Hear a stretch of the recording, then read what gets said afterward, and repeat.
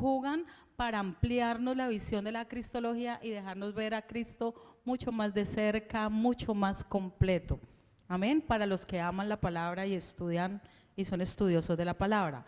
¿Quién fue Mateo? Mateo fue el primer evangelista. Por supuesto sabemos que Mateo también fue discípulo directo del Señor, de origen judío, hijo de Mateo, hijo de Alfeo, discípulo directo del Señor. Antes de ser discípulo del Señor, era un cobrador de impuestos al servicio de Roma. Era un publicano de esos que son aborrecidos por los judíos, porque eran de esos, en nuestra época serían como los agiceros, ¿sí? Que cobran los impuestos, pero que también son corruptos. Esa era la fama de los publicanos y Mateo era uno de esos. Mateo 9:9, dice la palabra, que pasando Jesús de allí, vio a un hombre llamado Mateo, que estaba sentado al banco de los tributos públicos. Imagínense, justamente mientras Mateo estaba haciendo su tarea, el Señor lo mira a los ojos y le dice, sígueme. Mateo suelta todo y empieza a seguir al Señor. Mateo se convirtió después en el evangelista que registra con tanto detalle todo lo que encontramos pues en el evangelio. Eso lo vamos a ver después. Hablemos un poquito de Marcos, porque Marcos no fue de los 12. ¿Quién fue Marcos? O Juan Marcos. Era primo de Bernabé. Bernabé era el compañero de Pablo. De hecho, esto es un bochinche de la palabra, pero está en la palabra y usted lo puede encontrar en Hechos. Sabe que en el primer viaje misionero se fue Pablo con Bernabé y con Marcos. Pero Marcos, como en la mitad del viaje, desertó, se devolvió. Entonces, en el segundo viaje misionero, Bernabé volvió y le dijo a Pablo, llevémonos a Marcos. Y Pablo dijo, no, pero ¿por qué? Si ya nos abandonó una vez. Y de ahí se separaron Pablo y Bernabé. Después, por supuesto, ya reanudaron su trabajo ministerial como equipo, pero esta fue una situación de Marcos, un punto importantísimo. Marcos era discípulo personal del apóstol Pedro, aunque no estaba entre los 12, algunos dicen que él sí fue testigo ocular de muchas cosas que pasaron con el Señor Jesús, pero él estaba como de lejitos. Después se convirtió en un discípulo muy cercano de Pedro. El apóstol Pedro en una de las cartas lo llama mi hijo. Un dato importantísimo, el evangelio de Marcos fue, digamos, una manera de reproducir la historia contada por el apóstol Pedro. O sea, Marcos fue el escritor de la historia que quería contar Pedro. ¿Sí me hago entender? Aunque no estaba en los 12, estuvo muy cerca todo el tiempo de ellos y de Pablo, de Bernabé y sobre todo de Pedro. En la primera carta de Pedro, capítulo 5, verso 13, dice, él está despidiéndose y dice, la iglesia que está en Babilonia, elegida juntamente con vosotros, y Marcos, mi hijo, os saludan. Él está hablando de la iglesia en Babilonia, haciendo tipología de la iglesia de Roma, donde él se encontraba, el apóstol Pedro. ¿Eso nos queda claro quién fue Marcos el evangelista? Vivió muy de cerca las experiencias contadas a través de Pedro y dicen los historiadores, no está confirmado, que vio, que ocularmente fue un testigo también cercano de los acontecimientos del Señor. De hecho, hay una parte del evangelio cuando el Señor lo van a tomar que dice que pasa un joven envuelto en una sábana. Hay algunos de los historiadores, de los estudiosos que dicen que muy probablemente ese ha podido ser Marcos, pero ya sabemos que no estaba en el grupo de los 12. Sigue Lucas, el evangelio de Lucas. Lucas tampoco era de los 12 apóstoles. ¿Quién era Lucas? Era un médico gentil, posiblemente griego. Hay algunos que dicen que era como de origen sirio o tenía una nacionalidad gentil no muy definida, pero era un excelente escritor en griego, hablaba perfecto el griego. De hecho, el evangelio de Lucas y Hechos de los Apóstoles, que lo escribió también Lucas, son súper exaltados por aquellos que conocen el griego original, porque es perfecto. Dicen que ha tenido que ser un muy buen erudito, además ya lo vamos a ver, muy conocido por ser un excelente historiador. ¿Cómo es que Lucas termina contando el Evangelio? ¿Cómo es que Lucas termina escribiendo con tanto detalle que ya vamos a ver cositas muy, muy particulares que no contaron los demás? Era amigo y colaborador muy fiel del apóstol Pablo. Estuvo también en varias prisiones con Pablo. Lo acompañó en toda la travesía de Hechos de los Apóstoles. Lucas estaba ahí en primera persona con Pablo. Además, era muy cercano a la comunidad primitiva de la cual formaba parte María, la madre del Señor Jesús. Lucas registra unas cosas muy especiales. ¿Sí? Unos detalles que nos hablan de lo que estaba sintiendo María. Ahorita vamos a ver cositas que registra Lucas que no registran los otros evangelios. En Colosenses, la carta que el apóstol Pablo les escribe a la iglesia de Colosa, dice, Lucas, el médico amado, los saluda también. Ellos eran súper cercanos como compañeros ministeriales. ¿Estamos claros hasta ahí? Ahí estoy Lucas. Y vamos a Juan. Juan, por supuesto, Juan sí era de los 12, ¿sí? Judío también, de origen judío, pescador, Galileo, hijo de Zebedeo, uno de los discípulos más cercanos al Señor Jesús. Jesús andaba siempre con Pedro, Jacobo y Juan, ¿se acuerdan? Eso lo registra mucho los evangelios. Era el menor, dicen los historiadores que era el menor de los 12. También dice la historia que los apóstoles no crean que todos eran viejos, no, el mayor de ellos como que era Pedro, pero la mayoría de los apóstoles del Señor fueron jóvenes, fueron llamados siendo jóvenes relativamente, pero el más jovencito que el Señor llamó fue Juan. Juan se convirtió después en el autor del Evangelio de Juan, pero también de las cartas juaninas, primera, segunda y tercera carta de Juan. Y Juan es también el mismo que escribió el Apocalipsis. Así como Lucas escribió el Evangelio de Lucas y la segunda parte es el libro de los Hechos, en el caso de Juan es igual. Si tú lees y estudias el Evangelio de Juan y te lees las cartas de Juan y después el Apocalipsis, vas a encontrar mucha coherencia en la manera en que Juan miraba y veía al Señor Jesús como el Verbo encarnado. Juan fue pastor de la iglesia en Éfeso. Un dato importante que todos no lo sabemos. Él nunca se menciona en el Evangelio como Juan por su nombre propio, siempre se llamaba a sí mismo el discípulo amado, ¿sí? El discípulo al cual Jesús amaba estaba recostado en el pecho de Jesús. Creemos que sí había una relación muy particular, ¿sí? Juan era el que se le recostaba en el pecho. Juan fue el que estuvo hasta el último momento sin moverse frente a la cruz. Jesús le delegó la responsabilidad del cuidado de su mamá, o sea, había una relación de verdad cercana y especial. Por eso el Evangelio de Juan tiene, bueno, ahorita ya vamos a ver, pero es muy, muy especial. ¿Por qué hay 4 perspectivas? O sea, ¿por qué el Señor permitió que quedáramos con 4 miradas diferentes de del mismo escenario de la vida y obra de nuestro Señor Jesús? Porque nuestro Dios es muy legal. Esto me gustó muchísimo comprenderlo.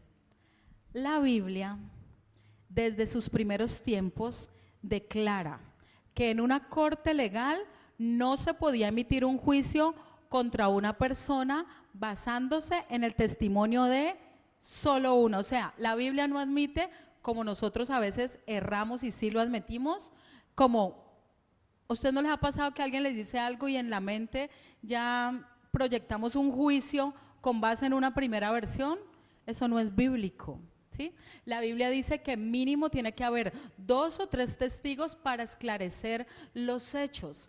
Y particularmente en el libro de Deuteronomio hay unas leyes que son muy específicas a la hora de emitir un testimonio o de creer un testimonio para emitir un veredicto. ¿Dónde está eso? En Deuteronomio 19:15.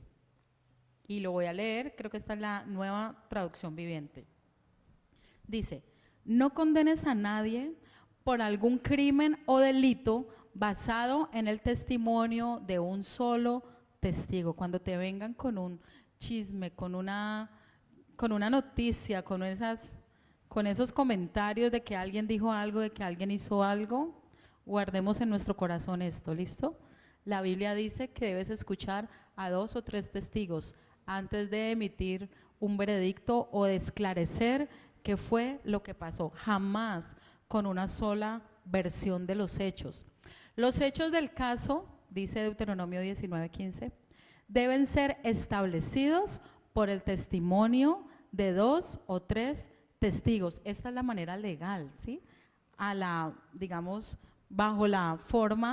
con la forma de la Biblia.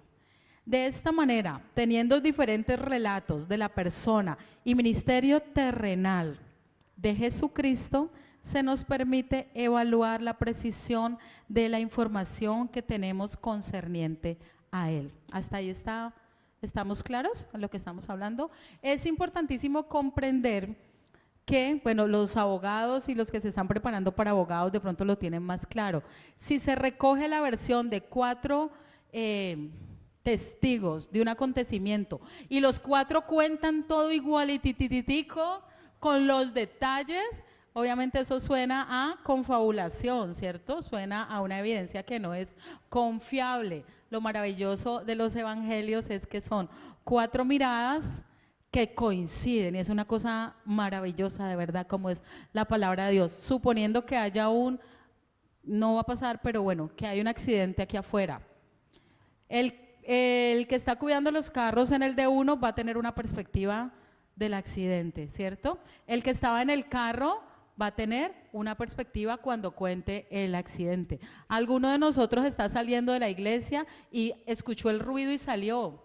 Y seguramente vamos a tener algún detalle que contar que el señor del D1, que el vigilante de los carros en el D1 no logró ver, ¿cierto? Pero todos estamos hablando del mismo acontecimiento. Y si viene alguien a medir la veracidad de nuestros testimonios y estudia y los junta y los mezcla, con toda seguridad va a encontrar un panorama muy claro y muy certero de qué fue lo que ocurrió. Igualito pasa con los 4 evangelios que el Señor nos dejó para aprender más de su ministerio. ¿Amén? ¿Estamos claros? Sigamos hablando de la cristología en los 4 evangelios. Es muy, muy importante que tengamos claro que cada uno de los evangelios fue dirigido como a un público especial y cada uno de los evangelios hace un énfasis particular de Cristo desde la mirada del evangelista que está escribiendo, pero también muy relacionado con a quién se le está escribiendo. Por ahora vamos a mirar cada uno de los evangelios que resalta de Cristo. Entonces, en la cristología de Mateo, Cristo es el Mesías, ¿listo? Es lo que más resalta. Es el Mesías, el rey anunciado desde las profecías del Antiguo Testamento. Todo lo que encontramos en el Evangelio de Mateo, si nos leemos todo el Evangelio, vamos a notar que a diferencia de los otros, Cristo resalta como el Mesías rey, anunciado desde el Antiguo Testamento, cumpliendo la profecía de que tenía que ser un descendiente de David. ¿Listo? Entonces, el Mesías como rey de los judíos se exalta en el Evangelio de Mateo. En la cristología de Marcos, ¿hasta ahí vamos bien? ¿Estamos bien? Ok. Marcos enfatiza a Cristo como el siervo obediente que da su vida. Tanto Marcos como Lucas muestran a un Jesús muy, muy humano. Marcos sobre todo se concentra en resaltar la parte del Señor como siervo, como un siervo que obedece hasta el punto de dar su vida, pero lo que exalta es eso, que vino a servir y a dar su vida. Lucas, el médico Lucas, enfatiza a Cristo como el Salvador. Hijo del hombre, también habla mucho. Marcos y Lucas utilizan mucho la expresión el Hijo del hombre, bueno, Mateo también, pero particularmente Lucas habla de Cristo como el Salvador. Hijo del hombre. Enfatiza mucho la misericordia, la compasión del Señor Jesús, sanador de multitudes. Por supuesto, Lucas, siendo médico, tiene una mirada diferente y muy particular de las sanidades, de los milagros, y las registra de una manera muy especial. Pero ante todo resalta un Jesús muy compasivo por los menos privilegiados. Lo vamos a ver ahorita más adelante. Y Juan enfatiza a Cristo en sus atributos de deidad, como Hijo de Dios, como el Verbo eterno. No sé si alcanzan a ver la diferencia claramente. Yo creo que sí, ¿cierto? Si yo les preguntara, porque esto se los voy a preguntar, por supuesto. Entonces, por supuesto, espero que estén tomando nota. Mateo resalta a Jesús, el Rey anunciado, ¿cierto? Marcos resalta a Jesús, el siervo sufriente del que habló Isaías, el siervo obediente. Lucas resalta a Jesús como el Salvador, sanador, compasivo y misericordioso. Y Juan resalta a Jesús como Dios, ¿sí? Porque Él es el eterno Verbo. Amén. Todos los atributos de Jesús como Dios los resalta el Evangelio de Juan, todos los atributos de la deidad. Eso nos quedó claro en el énfasis, ¿cierto? Ahora vamos a ver, los que ya lo sepan, lo vamos a recordar porque es súper necesario para poder tener una armonía de los evangelios que nos permita acceder al panorama grande y claro de la cristología desde la palabra escrita por los evangelistas. Entonces, Mateo, Marcos, Lucas y Juan, ok. La pregunta, ¿a quién estaban dirigidos los evangelios? Porque no fue que todos lo escribieron al mismo público. Por eso es tan rica la diferencia, tan especial las particularidades que tiene cada uno. Bueno, Mateo era un judío y su audiencia era hebrea. Fue como un evangelio escrito para los hebreos, los que conocían lo que estaba escrito desde la Torá y desde el Antiguo Testamento. Por eso Mateo todo el tiempo, el evangelio que es más minucioso, haciendo alusión a lo que estaba escrito en el Antiguo Testamento, es precisamente Mateo. Entonces, la audiencia de Mateo es hebreo. Sí, es un evangelio escrito para el pueblo judío principalmente. Marcos tenía a una audiencia romana. Recuerden que Marcos es el escritor ¿de quién? ¿De quién? De Pedro. Muy bien. Marcos tiene una perspectiva desde la experiencia de Pedro, y Pedro fue obispo en Roma, ¿sí? Pedro fue pastor y delegado también en la iglesia de Roma. Entonces, la audiencia de Marcos tiene un énfasis como hacia los romanos, también gentil, pero particularmente hacia los romanos. Lucas, una audiencia griega, es también un evangelio escrito para los gentiles, pero lo que les decía que está escrito en un griego perfecto, y hay muchas cosas que él resalta, que él sabe que para los griegos era necesario saber. Lucas no se desgasta, lo que son Lucas y Marcos no se desgastan mucho en contarnos los pormenores de la pelea del Señor con los judíos, ¿sí? De la pelea con los doctores de la ley, de los conflictos. No, ellos se enfocan en otro tipo de detalles. Más que en la doctrina, se enfocan en las obras y en lo que el Señor hizo. Por eso hay también unos detalles muy especiales que ahorita vamos a ver. Y Juan tiene una audiencia universal. El evangelio de Juan está escrito para todo aquel que quiera conocer más profundamente al Señor Jesús, sea judío, sea griego, ¿sí? Sea de la iglesia, esté perdido. En estos días, yo creo que fue Andreita que me preguntó por qué libro, ¿cierto? Yo le dije, tienes que empezar por Juan, o sea, tenemos que amar el evangelio de Juan, toda la Biblia, por supuesto, pero si no sabes por dónde empezar a estudiar para conocer más del Señor, el libro de Juan es un libro obligado, ¿sí? Después de leer el evangelio de Juan, uno termina amando amando de verdad al Señor Jesucristo. Después de leer Juan, el que es inconverso o termina amando o termina rechazando de plano, pero no, nadie puede quedar en un punto medio después de leer a Juan. Juan es un libro para todos. Hasta ahí estamos claros, ¿cierto? Ok. Entonces, teniendo en cuenta que estos son los 4 evangelios, si yo les leo esto, o léanlo ustedes. ¿Ustedes con qué evangelio lo relacionan? ¿De qué evangelio? Obviamente sin buscar en la Biblia, sino simplemente con lo que hemos hasta ahorita repasado. Porque el Hijo del Hombre no vino para ser servido, sino para servir y para dar su vida en rescate por muchos. Mateo, Lucas, Marcos. ¿Marcos? ¿Mateo? Levanten la mano los que dicen que Mateo, me perdí. Mateo. ¿Quiénes dicen que Marcos? Ok, 1, 2, 3. ¿Quiénes dicen que Lucas? Uno solo. ¿Alguien dice que Juan? Juan, uno solo. Está dividido el auditorio. Mayoría dicen que Marcos. ¿Mayoría dicen que Marcos? Ok. No, porque fuiste tú, Isabelita también. ¿Tú también dijiste Marcos? Ah, y Nidiecita también. Ok. Y si yo les leo esto, con mis propios ojos he visto al Salvador, a quien tú enviaste y al que todos los pueblos verán. ¿Quién está diciendo eso? ¿Eso lo está diciendo Lucas? Ok. ¿Y quién literalmente está diciendo esas palabras que está contando Lucas? ¿Alguien sabe? Con mis propios ojos he visto. Eso. Simeón. ¿Todos están de acuerdo en que fue Lucas? ¿Que eso está en Lucas? ¿Sí? Unánimemente. Ok, leamos esta. Jesús les dijo, de cierto os digo, antes de que Abraham fuese, yo soy. Juan, ¿alguien cree que es un evangelio diferente?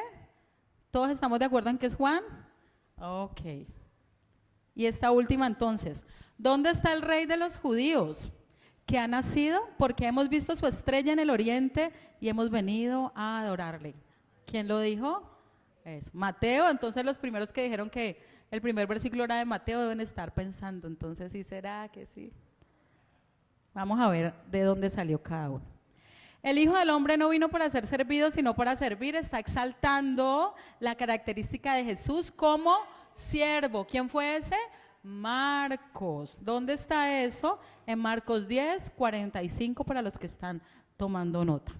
La segunda que vimos, con mis propios ojos he visto al Salvador.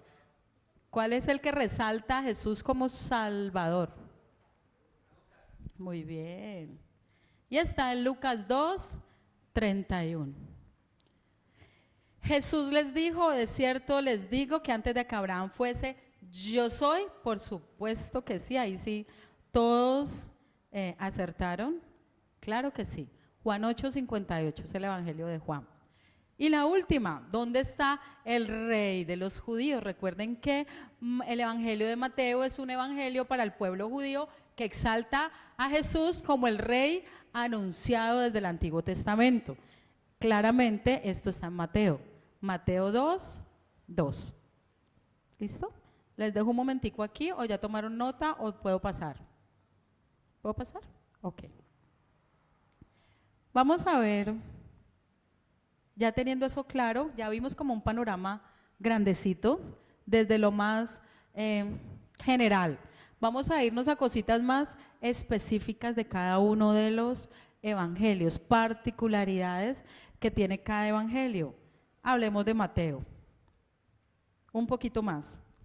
Conocido como el evangelio del reino, esto ya lo dijimos, pero es para hacer otro énfasis. Muestra a Jesús como el rey prometido, quien se sentaría para siempre sobre el trono de Israel. Por eso en Mateo 9, 27 se resalta que Bartimeo le dice, Jesús, hijo de David. Cuando dice hijo de David, está resaltando que viene de una ascendencia y un linaje real desde el rey David.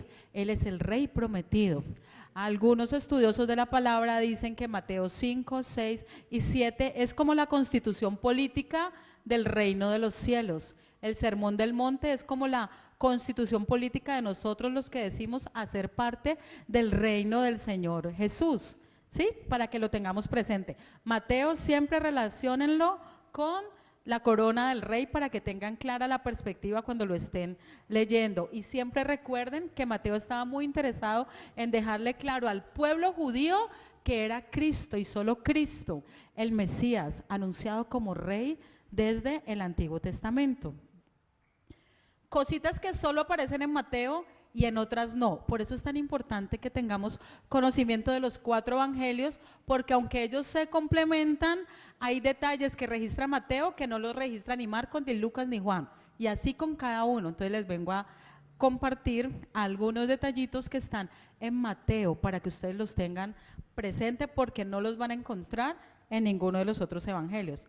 Por ejemplo, Mateo fue el único que registró la visita de los magos al Señor Jesús siendo bebé y todo ese conflicto generado con Herodes, que era el rey a cargo, ¿sí? Si usted mira el énfasis del que estamos hablando, se va a dar cuenta que está muy relacionado. Mateo es el único que registra la matanza de los niños ordenada por Herodes, supuestamente, bueno, supuestamente no, con toda seguridad, provocada por el celo que a él le produjo saber que estaban adorando a alguien como rey. Si él era el rey, él sintió amenazada su posición de autoridad y dijo, vamos a matar a todos esos niños. Eso solo lo registra Mateo. Este tipo de detalles no lo cuentan los demás. Esta parábola solo la cuenta Mateo.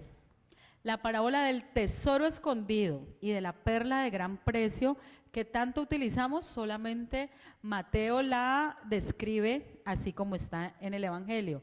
Y la parábola del siervo que no perdonó, ¿se acuerdan del rey que llamó a sus siervos, ¿sí? Y le perdonó una deuda gigantesca a uno, pero después ese uno le negó el perdón a otro y entonces el rey lo volvió a llamar? Es un rey haciendo cuentas. Mateo resalta mucho este tipo de escenas relacionadas con el evangelio del reino, ¿sí? Cosas relacionadas con la autoridad, con el rey. Estas cuatro escenas no las encontramos en los demás evangelios. ¿Listo? ¿Puedo seguir? Ok. Hablemos un poquito entonces de Marcos y qué hace diferente a Marcos en las cosas que nos cuentan, en los detalles que nos cuenta el evangelio de Marcos. Bueno, Marcos es el evangelio más corto, ¿no? Se enfoca más en los actos que en los detalles doctrinales del Señor Jesús. Por eso es que el evangelio de Marcos omite ciertas cosas, omite genealogías. O sea, Marcos no se enfoca en las genealogías porque él está interesado en otro público que va a ser más atraído si tiene claridad de otros aspectos que él sabe que tiene que resaltar del Señor Jesús. Marcos omite las controversias de Cristo con los líderes judíos de sus días. Marcos omite algo que hace mucho Mateo, las frecuentes referencias al Antiguo Testamento que son tan comunes en el Evangelio de Mateo. Cuando las buscas en el Evangelio de Marcos, no son tan comunes, hay una que otra, pero no como en Mateo. Mateo es una detrás de otra. Ya tenemos claro por qué, ¿cierto? Cuando leemos Marcos, entonces ya vamos viendo, si tenemos la perspectiva de la audiencia a quien fue dirigida, nos queda más fácil comprender y poder analizar, estudiar, interpretar lo que está escrito y no caer, bueno, en errores doctrinales. Detalles que solo aparecen en Marcos, no son muchos, pero este me pareció maravilloso. Esta parábola, pues que es como una frase, la semilla que crece en el secreto no está ni en Mateo, ni en Lucas, ni en Juan. Y la quise traer para que la leamos juntos. Este fue un aporte de Marcos. Yo amo este fragmento de la palabra. Y hoy lo estaba recordando y yo dije, Señor, qué especial, no sabía que le habías mostrado a Marcos que lo registrara.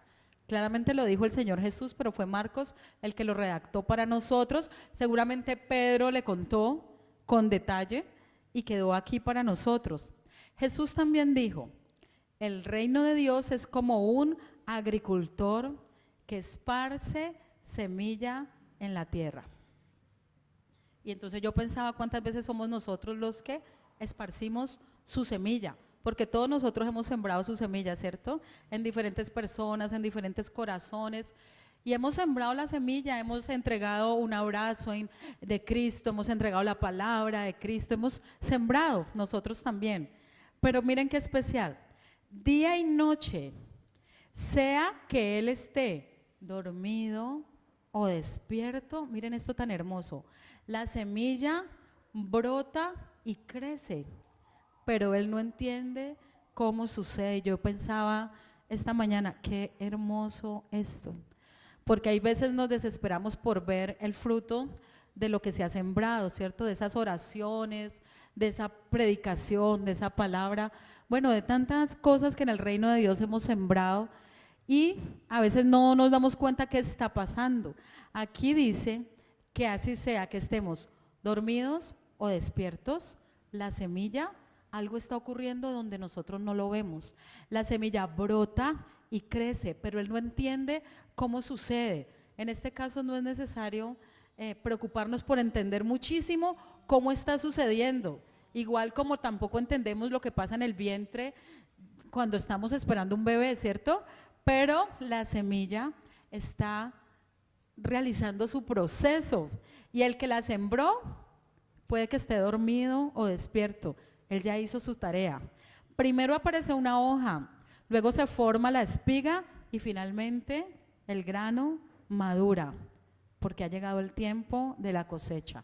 Eso lo cuenta Marcos, ese pedacito de esto que contó el Señor Jesús, lo cuenta Marcos. Hablemos de Lucas. Ay, muchachos. ¡Oh! Un momento, aquí pasa algo raro también. Bueno, va a salir en bloque, perdónenme, algo pasó ahí, no sé por qué. Hablemos de Lucas. Es el único autor gentil del Nuevo Testamento. Los otros son judíos. Mateo, Marcos y Juan son judíos, pero Lucas, recuerden que Lucas era griego.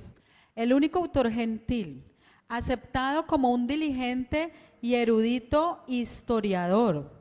Su intención es mostrar que la fe cristiana está basada en eventos históricamente confiables y verificables. Si usted lee la primera parte del Evangelio de Lucas, él va a decir que lo dirige a un tal excelentísimo Teófilo. Al parecer es una persona de alto rango a quien él le está contando todos los hechos del Señor Jesucristo, pero con una minucia y con un cuidado muy especial de la cronología.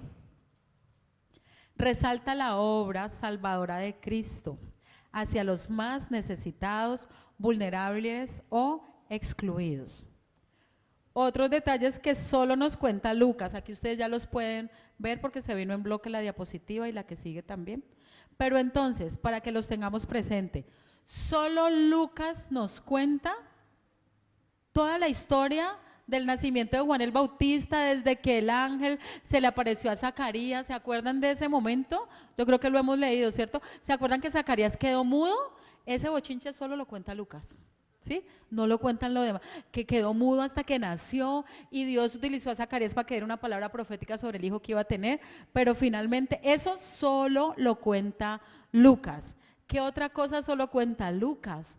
Lucas cuenta que vino el ángel Gabriel, eso no lo cuenta Mateo, eso no lo cuenta ningún otro, y le habló a María, y que María le preguntó, ¿y eso cómo va a ser si no conozco varón? Y después el cántico de María solo lo registra Lucas, y cuando dice, y María guardaba todas esas cosas en su corazón, eso solo lo registra Lucas. ¿Se acuerdan que ahorita hablamos de cuál era la fuente de Lucas? ¿Quién me recuerda? Pablo, y que estuvo muy cercano ¿a quién más? A la comunidad primitiva, donde muy seguramente también María fue parte de, ¿cómo se llama? De quienes le suministró información confiable, verídica y además muy personal de esta primera etapa. Lucas es el único que cuenta lo que pasó en el pesebre. Ni Marcos ni a ninguno de los otros le interesó ¿O fue Lucas el que recibió de primera mano esa información especificada del censo, del traslado hasta Belén, de la mula, de que no había lugar en el mesón? Eso lo cuenta Lucas. La primera Navidad la registró Lucas y es muy hermoso leerla, ¿no? El Evangelio de Lucas, los primeros capítulos son hermosos como cuenta todo lo que estaba pasando. Ojo con esto. Recordemos que la obra salvadora de Cristo hacia los más necesitados, vulnerables o excluidos. El Evangelio de Lucas fue un evangelio muy social, ¿sí? Muy de la ayuda al más necesitado, muy mostrando un Jesús que se preocupaba por los menos favorecidos, por los que la sociedad excluía o minimizaba. Lucas resalta que Cristo se mostró a ellos. No en vano, por eso les digo que habló del pesebre, no en vano solamente Lucas cuenta que los ángeles a los primeros que les dieron la noticia fue a un grupo de pastores que estaban cuidando las vigilias de la noche. Yo no sé si ustedes sepan que los pastores eran súper menospreciados en el tiempo del Señor Jesús, ¿sí? Eran mirados como poca cosa, además porque ellos como que tampoco guardaban el día de reposo, porque por su misma jornada, mientras estaban cuidando sus ovejitas, bueno, ellos eran mirados como poca cosa. Sin embargo, el ángel y las huestes celestiales escogieron un grupo de pastores para esa noche decirles: ha nacido el rey, está en un pesebre, está envuelto en pañales. Imagínense detalle, solo es de Lucas. Van a encontrar al niño envuelto en pañales acostado en un pesebre. Ese detalle nos lo cuenta el médico Lucas, tremendo historiador. La parábola del buen samaritano. Qué curioso que ninguno de los otros mencione, pero recuerde que Lucas exalta la intención del Señor de favorecer a los que son mirados como poca cosa. La parábola del buen samaritano habla de eso, de la compasión. El hijo pródigo resalta la parte de la misericordia, de la compasión. La hermosísima parábola que todos conocemos y amamos, solo la encontramos en Lucas. No la contó Marcos, no la contó Mateo, no la contó Juan. ¿Listo? Este dato es importantísimo. Solamente Lucas nos registra el detalle de la agonía del Señor en Getsemaní. Solamente Lucas nos cuenta que su sudor era como grandes gotas de… Eso no lo cuenta Mateo. Particularmente, como Lucas era médico y él sabe que hay… Hoy con mi esposo averiguamos cómo se llama eso. Cielo, ¿tú te acuerdas? Es un nombre rarísimo.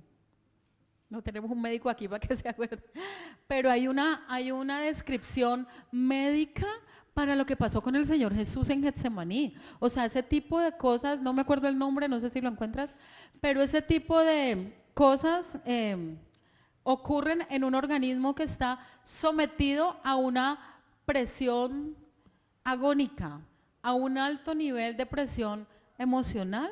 ¿Fue, mi amor? Cuando está bajo mucha presión y está a punto de explotar emocionalmente, ante una angustia muy alta, ante un nivel de estrés que ninguno de nosotros hemos tenido. ¿O quién ha sudado sangre de los que está aquí? ¿Cierto que no? Creo que no hemos sudado sangre por más. ¿Hematoidosis? Hematohidrosis se llama eso. Bueno, curiosamente, solo Lucas nos cuenta ese detalle, y qué detalle tan especial, tan impresionante. Paz, una consulta. Es que Lucas, en la creación del canon de los evangelios, dicen que Lucas fue uno de los primeros libros que aceptaron del canon, por todos los detalles que tú dices. ¿Qué tanto así que los otros evangelios sacaron copias o relatos de los que dice Lucas, porque es muy detallista en todo lo que pasó con Cristo?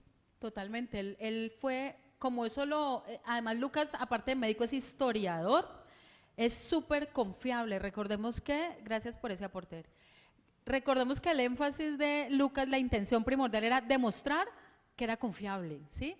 Que la historia podía verificar, que los hechos se podían verificar, que los milagros él los vio y como médico los constató. Todos esos detalles son muy particulares del Evangelio de Lucas y lo hacen diferente a los otros evangelios también. ¿Cuál nos está faltando? Juan, y Juan cayó también aquí en bloque. Miremosla ya así porque yo no sé qué pasó, pero bueno, ahí está claro. Igual les sirve si están tomando nota, nos vamos adelantando. El Evangelio de Juan es una cosa requete diferente. Mateo, Marcos y Lucas son los evangelios sinópticos, son los que cuentan la historia y se complementan entre ellos de una manera espectacular. Juan no se complementa tanto, Juan es como el niño diferente, el evangelio de Juan es distinto, por eso no hace parte de los tres sinópticos, es diferente a los otros tres, contiene mucha teología, ¿sí? El evangelio de Juan ni siquiera comienza como los demás, ¿sí? Ni con la genealogía, ni cuando Jesús fue bebé, no. Juan empieza hablando de que en el principio, o sea, Juan empieza hablando del Génesis, plop, ¿sí? Juan empieza diciendo, en el principio era el verbo, y el verbo era con Dios, y el verbo era, imagínense ese inicio nomás, o sea, Juan es una perspectiva muy, muy profunda, ¿cierto? Él muestra las características del Hijo de Dios como el verbo eterno antes de encarnarse, funcionando, operando y creando desde el Génesis. Solamente en el Evangelio de Juan nos encontramos 7 veces la expresión yo soy, porque recuerden que Juan exalta la deidad del Señor Jesucristo. Todos sabemos que esa palabra yo soy o esa expresión yo soy la relacionaban los judíos directamente con una expresión divina, porque la dijo Dios cuando se le presentó a Moisés. Entonces, para los judíos nadie decía eso. Era una palabra vetada, una palabra que solo le pertenece a Dios, una expresión que solamente podía proceder de Dios. Cuando aparece el Señor Jesús y dice, yo soy el pan de vida. Yo creo que vamos en el siguiente miércoles de pronto vamos a ampliar un poquito más, porque cada vez que él dijo yo soy, lo dijo en un contexto muy especial, ¿sí? Obviamente ahorita no lo vamos a ver, pero solamente en Juan encontramos yo soy el pan de vida, en Juan 6:35. Lo curioso es que lo dijo justo después de que había multiplicado panes y peces y la multitud lo seguía por pan y pez, y él les dice, ustedes me están siguiendo porque les di pan, pero si se dieran cuenta quién fue el que les dio pan, me buscarían a mí, yo soy el pan. Qué curioso que el diablo, siendo él el pan de vida, lo tentó para que convirtiera las piedras en pan. ¿No les parece muy curioso? Pero él es el pan de vida. Juan 8:12 aparece el segundo yo soy. Aquí están en orden, como en el orden que los contó Juan. En Juan 8:12 dice que él es la luz del mundo, y después de esto los fariseos lo querían matar por lo que él dijo. Cada vez que él decía yo soy, los fariseos se rompían las vestiduras y lo querían apedrear. Yo soy la puerta. Él habla de que él es la puerta de las ovejas y que solo entrando por él podemos ser salvos. Yo soy el buen pastor, el que da la vida por las ovejas, lo dijo en Juan 10:11, cuando está hablando con Marta y con María después de la muerte de Lázaro. Él dice, yo soy la resurrección y la vida. Ni siquiera dijo yo lo voy a resucitar, dijo yo soy la resurrección, el que crea en mí, aunque esté muerto, vivirá. Juan 11:25. Esto no lo cuenta ni Mateo, ni Marcos, ni Lucas. Estas son expresiones de alto nivel, ¿sí? de un nivel teológico mucho más profundo para estudiosos, para aquellos que quieren, que no se quedan con lo superficial, sino que quieren profundizar en el conocimiento de nuestro Señor Jesús. Yo soy, le dijo a su discípulo, el camino, la verdad y la vida. Juan 14:6. Y el último yo soy que registra Juan, yo soy la vid verdadera. Juan 15:1. Después con más calma vamos a profundizar en cada uno. Recuerden que además en Juan está, antes de que Abraham fuera, yo soy. En Juan 8:58. Juan 8:58, si no sé. Antes de que Abraham fuera, yo soy.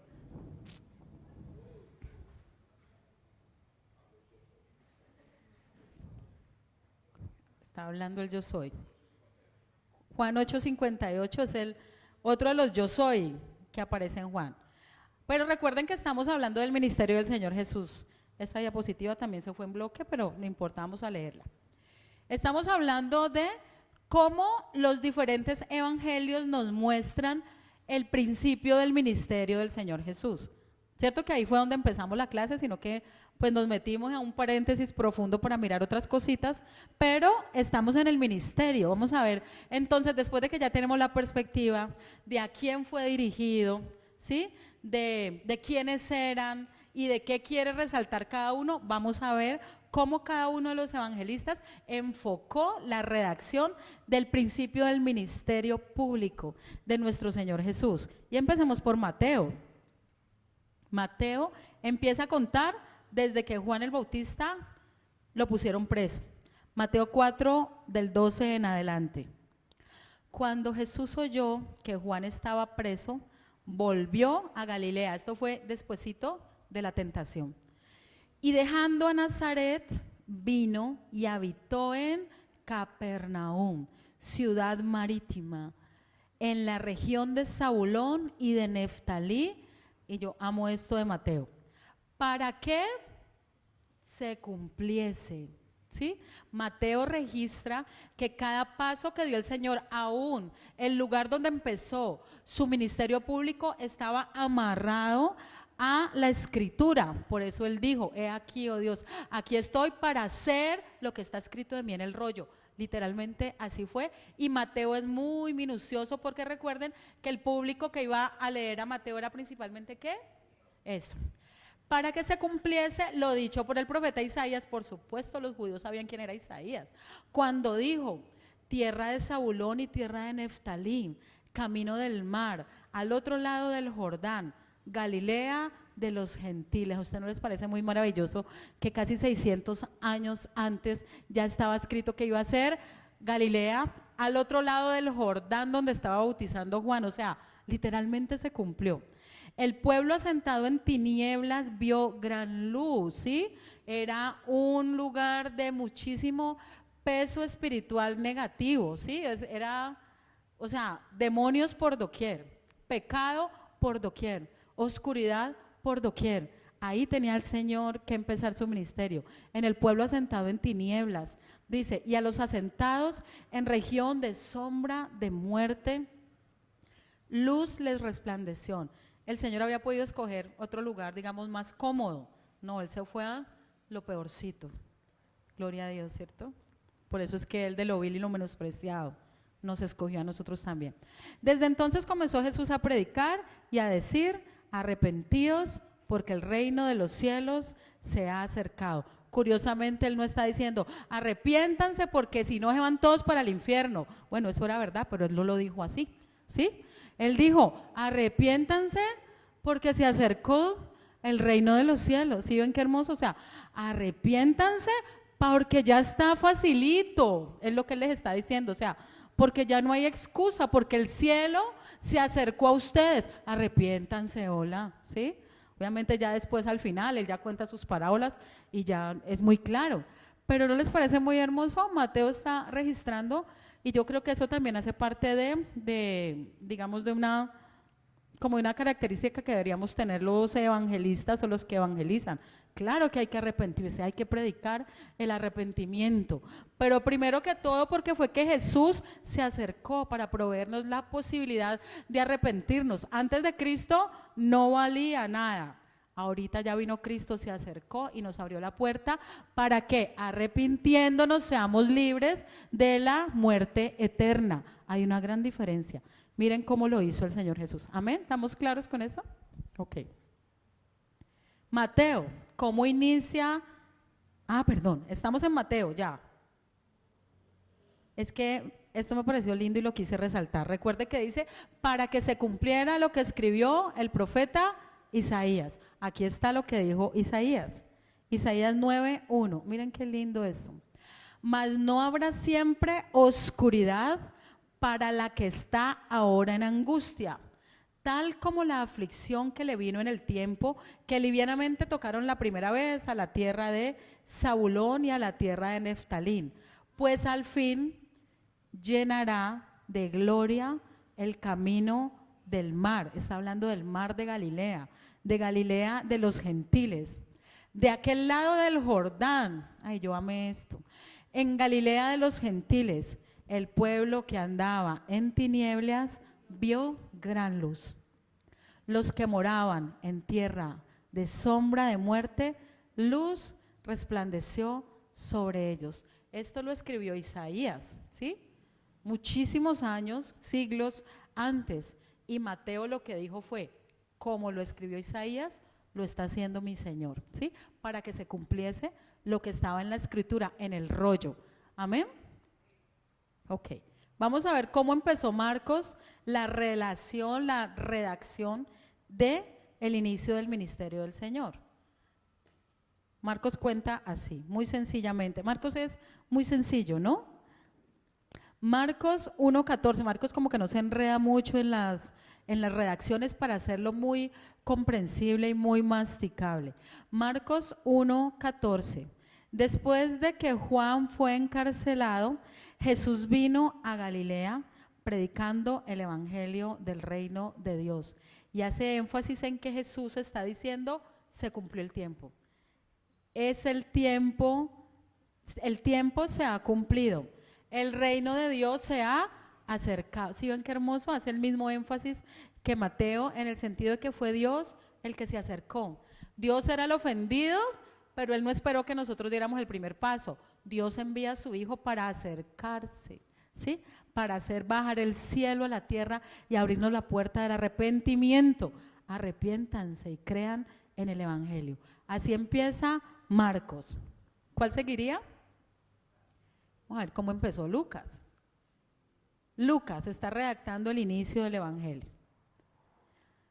Jesús, Lucas 4:14, justo después de la tentación. Jesús volvió en el poder del Espíritu a Galilea y se difundió su fama por toda la tierra de alrededor. El 16 dice, vino a Nazaret, donde se había criado, y en el día de reposo entró en la sinagoga conforme a su costumbre. O sea, el Señor Jesucristo tenía como costumbre congregarse, ¿sí? Antes de mostrarse públicamente como el Mesías, como el Salvador, Él iba a las sinagogas, Él leía, Él estudiaba, o sea, Él era conocido también como un maestro antes de ser Él, el Mesías prometido, mostrado a todos. Él tenía la costumbre de ir a la sinagoga y justamente ahí se levantó a leer y le entregaron el rollo. ¿Se acuerdan que él dijo, me presento para hacer lo que está escrito en el rollo? Ok, dice la Biblia que le entregaron el rollo. Se le dio el libro del profeta Isaías y habiendo abierto el libro, halló el lugar del rollo donde estaba hablando de, esto ha tenido que ser muy espectacular, ¿cierto? Halló el lugar del rollo donde estaban hablando de él y él mismo lo estaba leyendo. Entonces dice, empieza a leer y miren qué hermoso lo que resalta Lucas. Este es el énfasis de Lucas. El Espíritu del Señor está sobre mí, por cuanto me ha ungido para dar buenas nuevas a los pobres. ¿Se acuerdan que el Evangelio de Lucas resalta el interés de Cristo por los afligidos, por los pobres, por los menesterosos, por los menospreciados, por los enfermos? Me ha enviado a sanar, a los quebrantados de corazón. Buenas nuevas a los pobres, pero también para los que tienen el alma herida, para los que tienen tristeza y quebranto en su corazón. Esto lo resalta Lucas. Los demás evangelios no empezaron por ahí. A pregonar libertad a los cautivos y vista a los ciegos. A poner en libertad a los oprimidos. A predicar el año agradable del Señor. Y enrollando el libro, o sea, volvió a enrollar el rollo, se lo dio al ministro. Él no era el ministro, él estaba muy humildemente reunido en la sinagoga con los doctores y maestros. Él no estaba ministrando, le entregaron para que leyera. Y después de eso, se sentó. Y los ojos de todos en la sinagoga estaban fijos sobre él. Y en el 21, y comenzó a decirles, hoy, así inicia el ministerio del Señor contado por Lucas. hoy se ha cumplido esta escritura delante de ustedes. ¿No es muy guau? Gracias, mi amor. ¿Cierto? ¿No les parece? Él mismo está diciendo, hoy se cumplió, y ahí inició su ministerio. ¿Dónde está escrito eso de el profeta Isaías? En Isaías 61, del 1 al 2, no lo vamos a leer por tiempo. Pero solo nos queda faltando cómo empezó Juan. Ya para que terminemos. ¿Cómo nos cuenta Juan el principio del ministerio del Señor Jesús? Bueno, como ya lo vimos, él está hablando de que en el principio era el verbo, y el verbo era con Dios, y el verbo era Dios. Este era en el principio por Dios. Y él dice, todas las cosas por él fueron hechas, y sin él nada de lo que existe hubiese sido hecho. O sea, ese es el inicio de Juan. Y dice que ese verbo que estaba en el principio creando se hizo carne y habitó entre nosotros, y vimos su gloria, gloria como del unigénito del Padre, lleno de gracia y verdad. Y dice Juan que al siguiente día vio Juan a Jesús. ¿De qué Juan está hablando? Exacto. Vio Juan el Bautista a Jesús que venía a él y dijo, he aquí el Cordero de Dios que quita el pecado del mundo. Este es aquel de quien yo dije, después de mí viene un varón, el cual es antes de mí, porque era primero que yo. Y después ya sigue cuando Jesús escoge a sus primeros discípulos. Así lo cuenta Juan. Al siguiente día, o sea, un día después de haber dicho que Él es el Cordero de Dios, otra vez estaba Juan y 2 de sus discípulos. Y mirando a Jesús que andaban por allí, dijo, he aquí otra vez el Cordero. Ese detalle fino solo lo cuenta Juan, que Juan el Bautista dijo 2 veces del Señor, este es el Cordero de Dios. Cuando la segunda vez dijo, este es el Cordero de Dios, 2 de sus discípulos cercanos se fueron a seguir a Jesús. Uno de ellos era Andrés, el hermano de Simón Pedro. Muy bien. Aquí, hasta aquí hemos visto desde las diferentes perspectivas cómo los diferentes evangelios nos están mostrando el principio del ministerio del Señor Jesús. Pero también hasta este momento hemos visto ya un montón de nombres del Señor Jesús que vimos en la primera clase. ¿Cuál de estos? Esta es la última diapositiva, lo prometo, ya no hay más en serio. ¿Cuál de estos nombres hemos visto? En este tiempo, piensen cuando hablamos de la tentación, todos. ¿Cuál? Hijo del hombre, el verbo de Juan, hijo de David, como lo mostró. ¿Quién mostró como hijo de David? Mateo, muy bien. El Cordero de Dios, como lo mostró ¿quién? Juan. El Mesías, Cristo Jesús. ¿Sí? ¿Cuál otro aquí, maestro? Bueno, cuando hablamos de la tentación, hablamos del postrer Adán, aunque todavía no hemos hablado de Hebreos, pero estábamos viendo al postrer Adán venciendo la tentación. Todavía no hemos hablado del León de Judá. Por supuesto, ya lo vimos como Señor y Salvador. Y por aquí dejamos. Gracias por su tiempo. No sé si me extendí, estoy desrelojada, no sé, ¿estamos bien? ¿Estamos bien? ¿Sí? Gracias al Señor por eso, démosle gracias a Él por su palabra. Papá, tú eres hermoso, precioso, nuestro corazón te ama, te bendice y te agradece.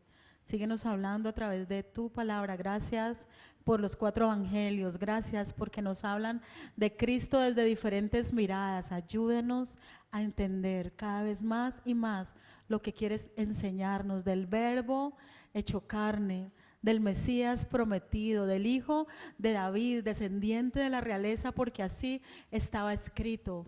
Permítenos aprender más del siervo sufriente, del siervo obediente, que dio su vida en rescate por muchos a través del servicio, permítenos enamorarnos más y más del Hijo de Dios con todas las características de la deidad, del pan de vida, de la luz del mundo, del camino, la verdad, la vida, del buen pastor, de la puerta, de las ovejas, de la resurrección y la vida. Permítenos enamorarnos de la vid verdadera. Utiliza este tiempo, Señor, cada miércoles, por favor, danos vida y salud, Señor, para poder reservar este espacio para aprender más de Cristo, Señor. Amamos este tiempo y te bendecimos, Señor.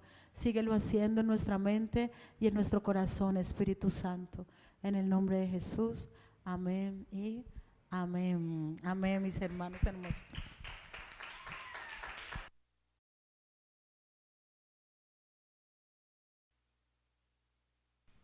Un abrazo para todos los que se conectaron. Nos vemos mañana en el devocional. Y no entiendo lo que me están diciendo, lo siento. Y un abrazo, Dios les guarde. Nos vemos también el próximo miércoles de herramientas para el camino.